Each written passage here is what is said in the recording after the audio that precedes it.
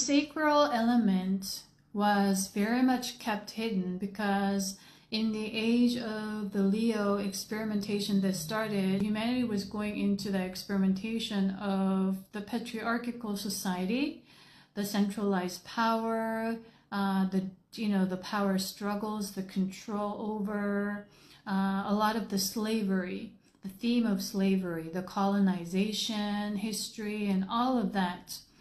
And with that, all the divine feminine or the feminine energies of creativity, the fertility, have been kept hidden or unbalanced or blocked, or however it resonates for you.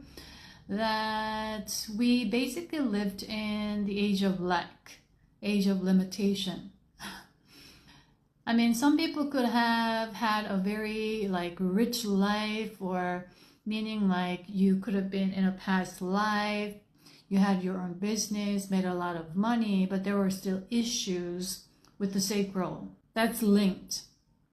And all these ideas of rich men or men with money or men with status or power had many wives, right? King had many wives. That was a culture.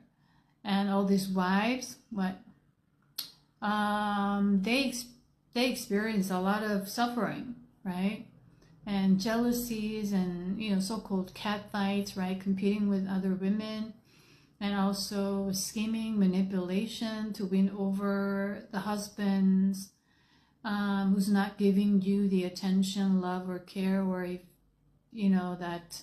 And also the king suffered, or the man who had many wives, in a symbolic, literal sense, take however resonates. He also suffered from unable to give and receive love freely, and also feeling unsafe because, he had to pretend. And he knew that all the scheming was going on, but he didn't perhaps say anything because he needed to survive in that environment as well. You know what I mean?